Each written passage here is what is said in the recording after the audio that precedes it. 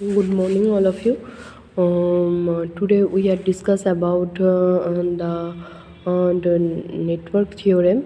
We already discussed the some electrical apparatus and electrical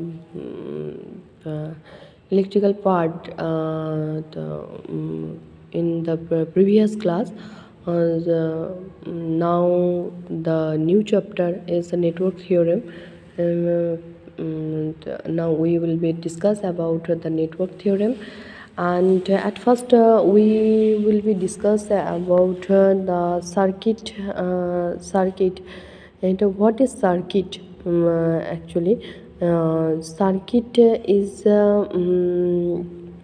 circuit is that uh, this type of the closed loop path.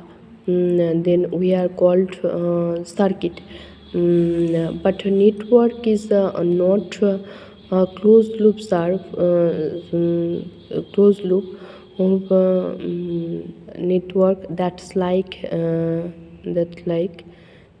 this type of drawing. But circuit is the must have a closed loop path. So this is the circuit.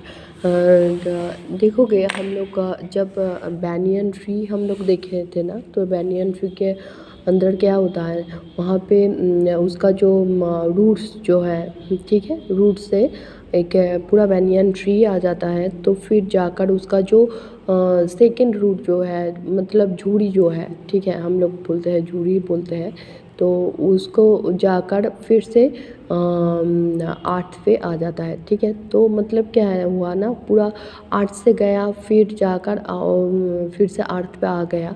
तो तब ये तुम लोग बोल सकते हो जो ये तो एक सर्किट है। बट क्या है ना, दूसरा जो भी पेड़ है, हाँ, वहाँ पे देखोगे जो ब्रांचेस जो है ना, तो ब्रांचेस आकर फिर आकर वहाँ पे रूट बनकर वो जो आर्थ पे नहीं जाता। ठीक है, तो वो कहीं पर भी जाता है, बट आकर आर्थ पे नहीं जाता है। तो इसको हम लोग नेटवर्क बोल सकते हैं। ठीक है, तो एग्ज़ाम्पल थोड़ा मैंने ऐसे ही दिया।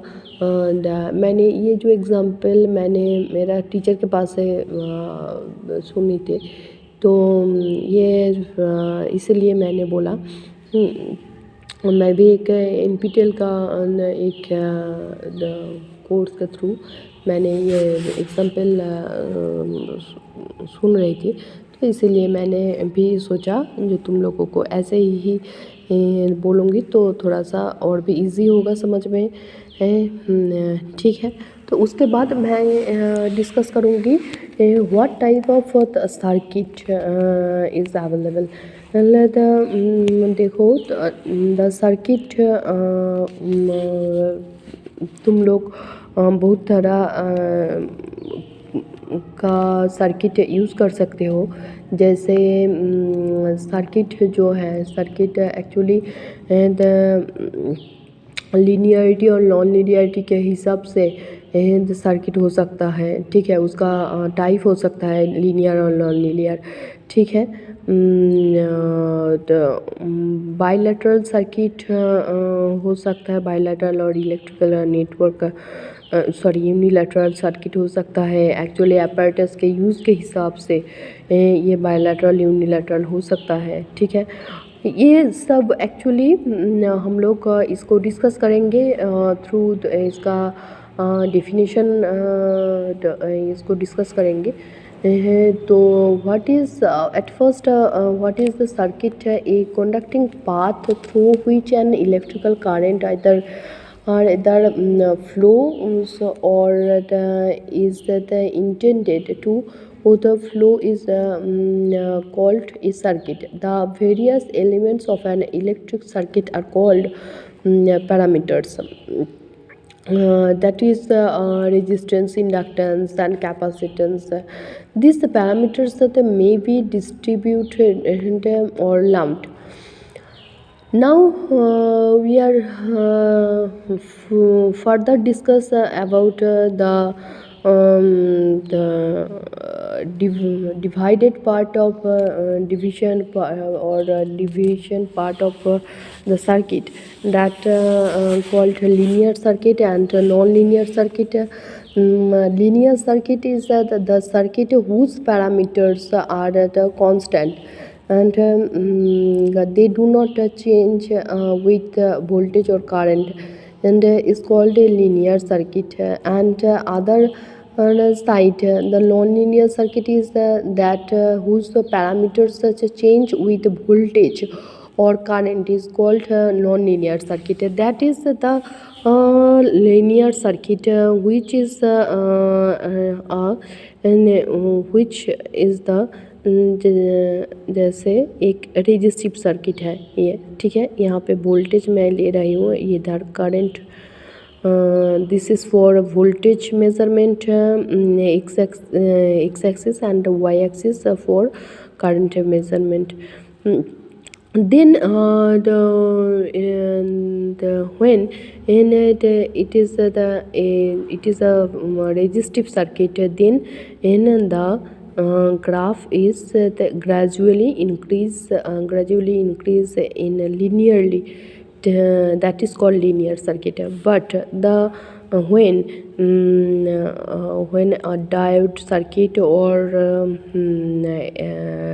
various of types electronic circuit, then the x-axis b is the belong, and b is in belong in x-axis, and I is belong in y-axis. Then the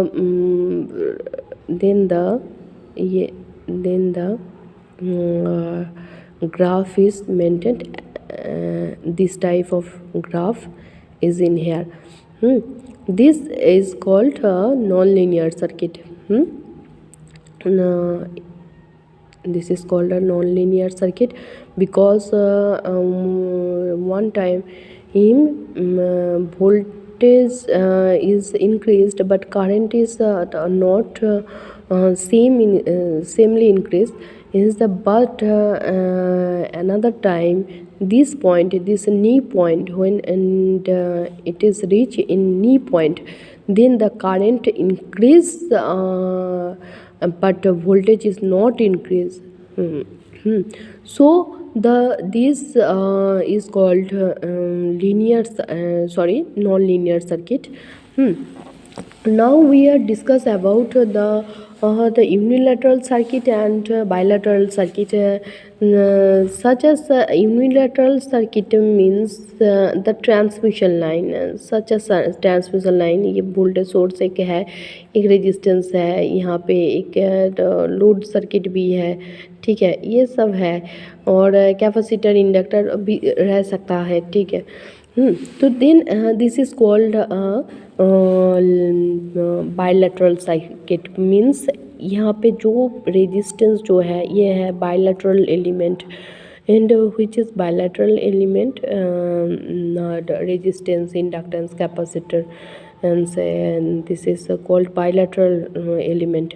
And bilateral element क्या है ना, ये suppose ये ए point है, ये B point है, इसको तुम एक साथ करके तुम ऐसे लगाओगे तो सर्किट पे, तो भी जैसा काम करेगा, ये बी पॉइंट को तुम इधर लगा दो, ये पॉइंट को इधर लगा दो, तब भी एक ही तरह के काम करेगा, ठीक है। तो this is called bilateral element and this is called bilateral circuit. But when a diode used in a circuit, then the direction of current is always this direction. Current follow this direction, follow this direction.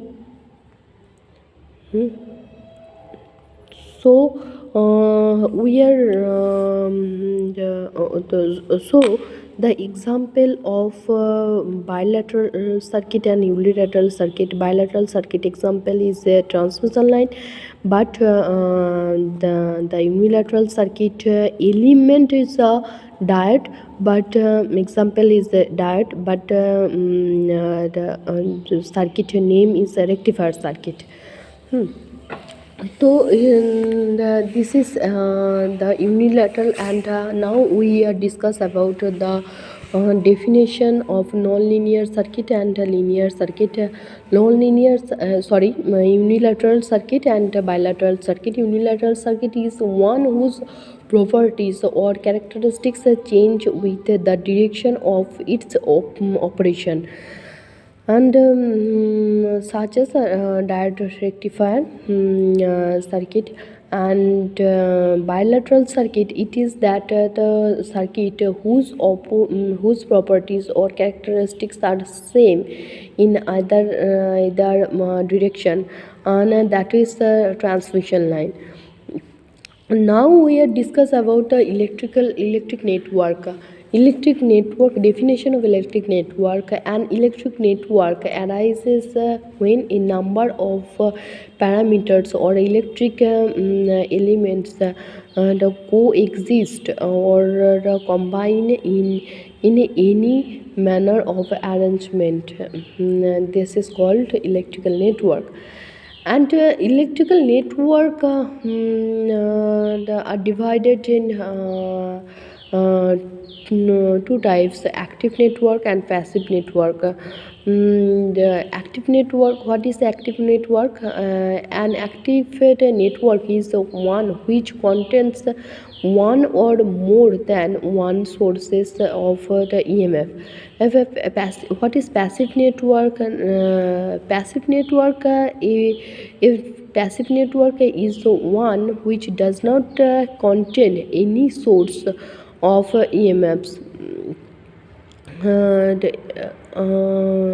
और एक बात मुझे बोलना था यहाँ पे, देखो ये जो सर्किट, ये जो तुम लोग देख रहे हो ना, ठीक है, तो ये इधर तक सर्किट हो सकता है, ठीक है, बट ये टोटल को लेकर, टोटल यहाँ पे एक रहेगा, तो क्या होगा ना, ये जो है, ये जो टोटल जो पार्ट है, ठीक है, तो ये नेटवर्क तुम लोग बोल सकते हो, ठीक है। तो एक सर्किट नेटवर्क के अंदर एक सर्किट रह भी सकता है, ठीक है। ये जितना तक क्लोज पाथ है और जितना तक ये जो वापस आ रहा है, ठीक है, तो तब तक ये सर्किट है, बट जब तक नहीं, जब फैल जाएगा तो नहीं आएगा, खुला रहेगा, तो ये तब नेटवर्क के आधार से तुम लोग बोल सकते हो, ठीक है। नेक्स्ट हम लोग यूज़ करेंगे जो नोड, ठीक है। नोड क्या है ना, देखो, दिस इज़ कॉल्ड नोड, ठीक है, this is called node. and when all are is in a meeting point, input side or output side meeting point, that is called node. And obviously we discuss the definition of node. A node is a junction in a circuit where two or more circuit elements are connected together, and then that is called a node. Now we are discuss about the branches. Branch means this is a branch, this is a branch. The part of network which lies between two junctions in called branches. Branches. The all definition we completed in this portion. Now we are discuss about the Kirchhoff's law. The Kirchhoff's law actually for complex circuit computation or calculating in the following two laws. First states that are Kirchhoff's sir 1824 to 1887 are indispensable. The first law is the Kirchhoff's law, the point or current law. Now the point, what is point or current law? It states that the sum of the a current or entering a junction is equal to the sum of the current flow the junction. That is when a current in a portion in a node, then this actually current यहाँ पे देखो, suppose मैं बोल रही 5 ampere से यहाँ पे आया, बट यहाँ से गया तीनों लाइन पे। तो यहाँ पे देखो जो ये जो है सपोज 2 एम्पेयर है, ये यहाँ पे 1 एम्पेयर है, ठीक है, यहाँ पे 2 एम्पेयर है, ठीक है। तो इसका जो टोटल जो वैल्यू है देखो, आउटपुट का इनपुट का जो साइड है, input is equal to output हो गया है ना। देखो यहाँ पे भी 5 एम्पेयर है, यहाँ पे भी 5 एम्पेयर है, ठीक है। इनपुट पे 5 एम्पेयर आएगा तो आउटपुट पे भी 5 एम्पेयर आ जाएगा, ठीक है। ये दोनों मिलाकर 5 एम्पेयर आते तो तब भी ऐसे ही होता, ठीक है। ये मैं एग्जाम्पल के तरह बोल रही हूँ। जैसे यहाँ पे 2 एम्पेयर आया, यहाँ पे 3 एम्पेयर, तो आउट इनपुट सेक्शन पे क्या हुआ ना, 5 एम्पेयर 2 प्लस 3 करके 5 एम्पेयर हुआ, यहाँ पे 2 + 1 + 2 करके यहाँ पे 5 एम्पेयर हो गए, ठीक है। तो दिस इज़ द पॉइंट और current law. And the second law actually जो है, सेकेंड लॉ क्या है ना, second law states that the sum of the current entering a junction is equal to the sum of the current leaving the junction, ठीक है। तो current यहाँ पे जो और इसको जो सॉरी मैंने एक्चुअली फर्स्ट लॉ को मैंने रिपीट करके बोल दिया। द फर्स्ट लॉ जो है ये है, जो the sum of the current entering junction is equal to the sum of the leaving sum of the current leaving the junction. जितना भी यहाँ पे एंटर कर रहा है उतना ही यहाँ पे बाहर भी जा रहा है, ठीक है। तो सेकेंड लॉ क्या है ना, सेकेंड लॉ एक्चुअली जो है वो है मेस लॉ और वोल्टेज लॉ भी तुम लोग बोल सकते हो, ठीक है। सेकेंड लॉ को मेस लॉ वोल्टेज लॉ भी बोल सकते हो। जैसे मैं ये सर्किट पे मैं दिखा देती हूँ, ठीक है। जैसे ये यहाँ पे देखो, इसका स्टेटमेंट क्या है ना, पहले मैं at first we discuss about the second law statement. The sum of EMFs rise of a potential around any closed loop of a circuit equals the same sum of the potential drops is that loops.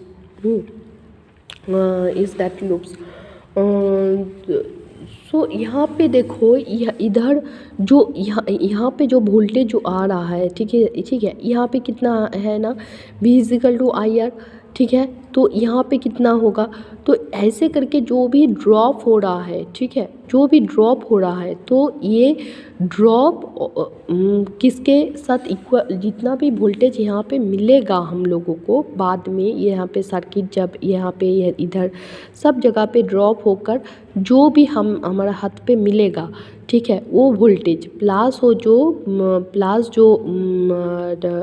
Voltage drop हुआ, मतलब जो voltage यहाँ पे IR जो भी drop हुआ, ठीक है, वो जो मैंने पहले दिया था, जो वोल्टेज मैंने पहले दिया था, ठीक है, उसके साथ इक्वल, उसका जो समेशन जो है वो इक्वल हो जाएगा, ठीक है।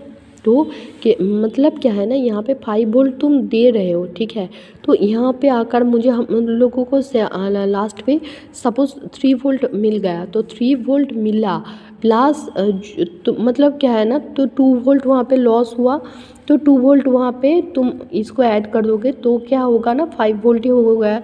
तो इंटरसेक्शन पे हम लोग बोल सकते हैं जो 5 वोल्ट हम लोग दिए थे और है 3 + 2 करके यहाँ पे ये भी 5 वोल्ट मिल ही गया, ठीक है। तो समेशन आना तो ज़ीरो हो जाएगा ना, ठीक है। और तुम बोल भी सकते हो जो इनपुट सेक्शन जो है और आउटपुट सेक्शन जो है तो वो सेम हो गया। जैसे यहाँ पे और अच्छा, summation of potential rises is equal to potential drops is equal to summation of potential drops, ठीक है। अच्छा, what is the application of Kirchhoff's voltage law. ये सब जो मैं बोल रही हूँ ये सब कुछ इम्पोर्टेंट है for multiple choice type question के लिए। तुम लोग देखे भी हो तो बहुत सारा मल्टीपल चॉइस टाइप क्वेश्चन मैंने शेयर किए थे तुम लोगों के साथ, ठीक है। तो एप्लीकेशन ऑफ किरचॉफ्स लॉ क्या है ना, एप्लीकेशन ऑफ किरचॉफ्स लॉ और जो है वो है ब्रांच करंट मेथड। हम लोग यहाँ से मेज़र कर सकते हैं मैक्सवेल लूप्स करंट है मेथड्स यहाँ पे वहाँ पे भी हम लोग यूज़ कर सकते हैं। नोडल वोल्टेज मेथड भी हम लोग ये यूज़ कर सकते हैं, ठीक है। ये सब हम लोग यूज़ कर सकते हैं। नेक्स्ट जो हम लोग थोड़ा सा और कॉम्प्लिकेटेड सर्किट को ईज़ी करने के लिए, हाँ, we can done on the complicated circuit and we are convert the all types of complicated circuit it in easier methods are used sorry actually मैं ये बोलना चाहती थी जो का हम लोगों को बहुत सारा कॉम्प्लिकेटेड सर्किट मिल जाएगा, हाँ। तो उसको सॉल्व करने के लिए किरचॉफ्स लॉ ही एक उपाय नहीं है, और भी थ्योरम है, ठीक है। तो और जो थ्योरम है वो एक्चुअली और भी 4 थ्योरम है, ठीक है। 4 थ्योरम क्या है ना, superposition theorem, Thevenin's theorem, Norton's theorem, maximum power theorem, ये सब है। और लास्ट पे और भी एक है डेल्टा से स्टार ट्रांसफॉर्मेशन एंड स्टार से डेल्टा ट्रांसफॉर्मेशन, वो भी मैं बता दूंगी, ठीक है। तो पहले तो हम लोग का ये जो सुपरपोजिशन थ्योरम क्या है ना, इसको हम लोग देख रहे at first we discuss about the superposition theorem and the statement of superposition theorem actually in any network containing the more than one sources of EMFs. This is a very important part, more than one sources, ठीक है। Superposition theorem पे more than one sources रहना ही होगा, ठीक है। सो in any network containing more than one sources of EMFs, the current in any branch is the algebraic sum of a number of individual fluctuous current, the number being equal to the number of sources of EMF, each of which is due to the separate action of each source of EMF taken in order. When the remaining source of the EMFs are replaced by conductors, the resistance of which are equal to the internal resistance of respective sources. देखो ये circuit से मैं बोल रही हूँ, जैसे मैं यहाँ पे एक सोर्स और एक सोर्स लगा दिया, ठीक है, और एक सोर्स लगा दिया। यहाँ पे तो एक सोर्स है, यह इधर भी एक सोर्स लगा दिया, ठीक है। तो क्या होगा ना, हम लोग एक बार इसको ऑफ करके हम लोग देख लेंगे जो इधर का कितना यहाँ पे करंट फ्लो हो रहा है, ठीक है। और एक बार इसको ऑफ करके इसको शॉर्ट करके यहाँ पे देख लेंगे यहाँ से कितना फ्लो हो रहा है करंट, ठीक है। यहाँ पे एक एमीटर लगा लेंगे, यहाँ पे एक एमीटर लगा लेंगे, फिर जाकर हम लोग ये देख लेंगे पहले यहाँ से कितना फ्लो हो रहा है और फिर यहाँ से कितना फ्लो हो रहा है, ठीक है। तो ये जब देखेंगे तब देखेंगे जे और एक बार तो सपोज मैंने देखा ये यहाँ पे 3 एम्पेयर यहाँ पे आ रहा है, यहाँ पे 2 एम्पेयर आ रहा है, ठीक है।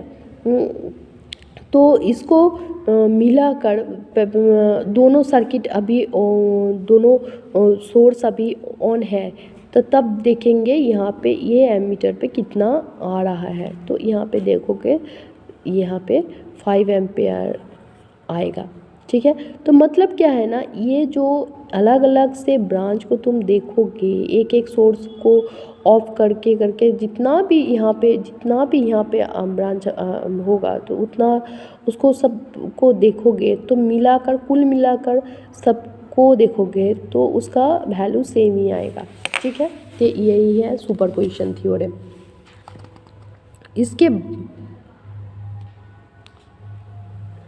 इसके बाद जो थ्योरम जो है और मैं जो बोल रही हूँ वो है थेवेनिन्स थ्योरम, ठीक है। थेवेनिन्स थ्योरम के बारे में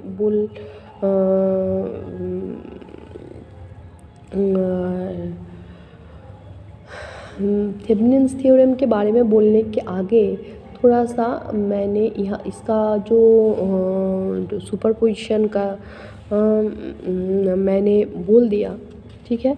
और अभी थेवेनिन्स थ्योरम के बारे में इसका जो स्टेटमेंट जो है इसको पहले बोल देती हूँ, फिर जाकर इसका जो पार्ट है कैसे हम लोग इसको इसका जो प्रॉब्लम सॉल्व करेंगे उसको हम लोग बोलेंगे, ठीक है। These theorems state that it states that for the purpose of determining the current in a resistor or RL, फिर ये जो connected across two terminals of a network which contains sources of EMFs and resistors. The network can be replaced by a single source of EMFs and a series resistors RTH. This EMFs ETH is equal to potential difference between the terminals of the network. When the resistor R is removed, the resistance of series resistor RTH is equal to the elements the resistance of the network.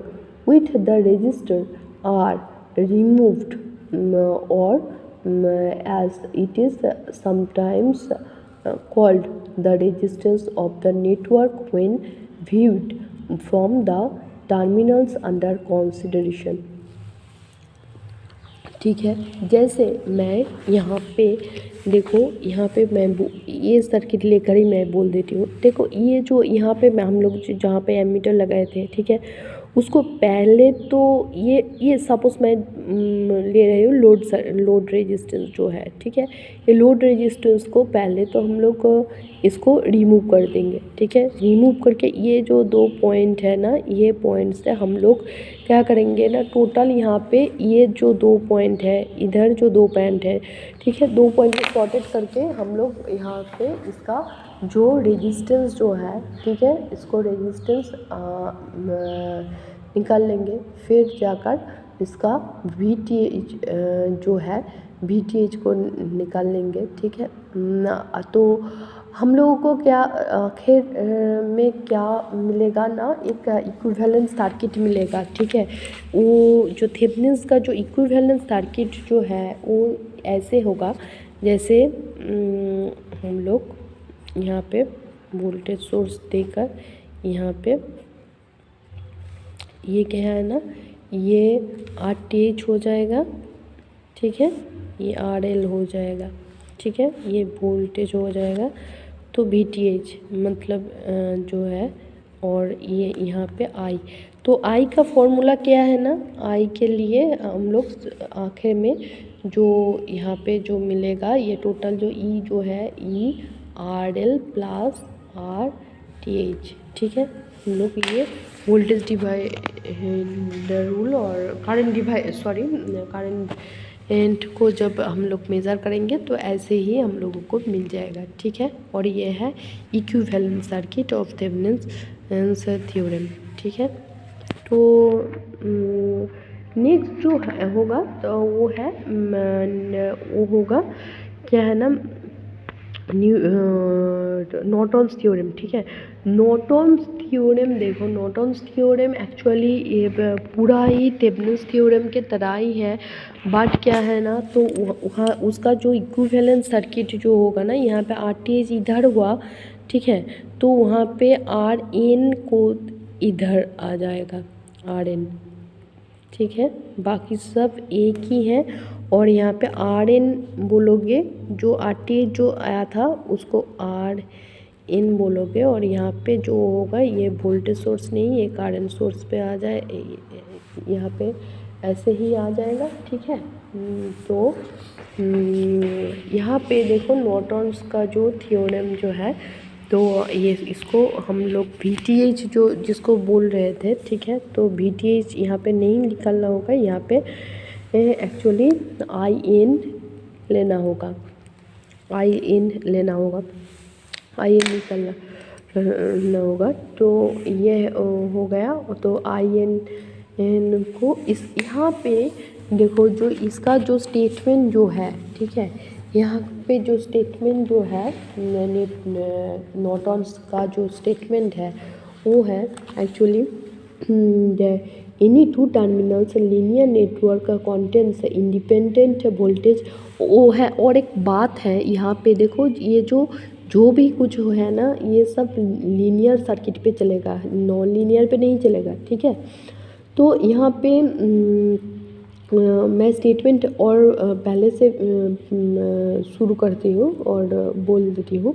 Any two terminals linear network containing independent voltage और current sources may be replaced by an equivalent current IN is parallel when a resistance RN where the IN is the short circuited current at a network terminals and the RN is the equivalent resistance of network as seen in from the terminals, but with all voltage sources short circuited and all current sources open circuited.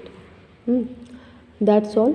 And now we are discuss about maximum power theorem. Actually maximum power theorem में Thevenin's theorem के तरह ही होता है। Thevenin's theorem का ये जो part है, ये जो पार्ट है ना, ये जो पार्ट है थेवेनिन्स का जो पार्ट है, ठीक है, थेवेनिन्स के ये पार्ट के अलावा भी और एक यहाँ पे फॉर्मूला है जो जिसको हम लोगों को वो यहाँ पे लेना होगा, P = है ना, यहाँ पे P max जो है, P max जो है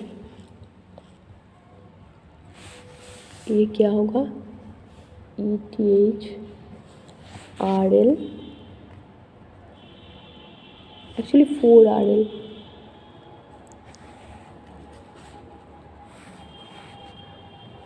ETH का स्क्वायर होगा और 4 RL हो जाएगा, ठीक है।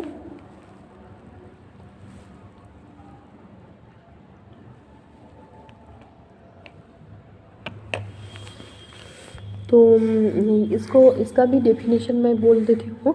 जो maximum power output is obtained from a network when the load resistance is equal to the output resistance of the network as shown from the terminals of the load.